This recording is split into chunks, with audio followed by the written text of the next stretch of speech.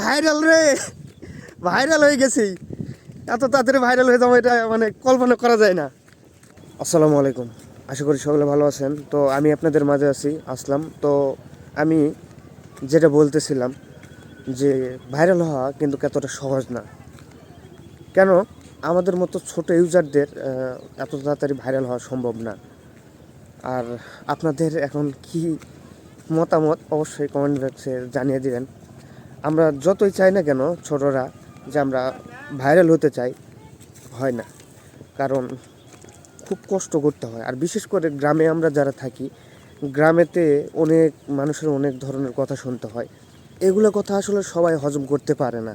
আর গ্রামের মানুষের তো নীতি কেমন সেটা তো আপনারা ভালো করেই জানেন, যে এটা একবার যদি শুরু হয়ে যায়, একজন থেকে আরেকজনের কানে যদি পৌঁছে যায়, তো আপনি যেখানেই যান না কেন আপনাকে সবাই নিয়ে ট্রল করবে আর কি। তো সকলে ভালো থাকবেন এবং সুস্থ থাকবেন। তো আপনারা দয়া করে ভিডিওতে লাইক, কমেন্ট এবং সাবস্ক্রাইব করে আমাকে অনুপ্রেরিত করবেন, কারণ আমিও আপনাদের মাঝে থাকতে চাই এবং ডেলি ভিডিও আপলোড করতে চাই। সকলে ভালো থাকবেন এবং সুস্থ থাকবেন। ধন্যবাদ।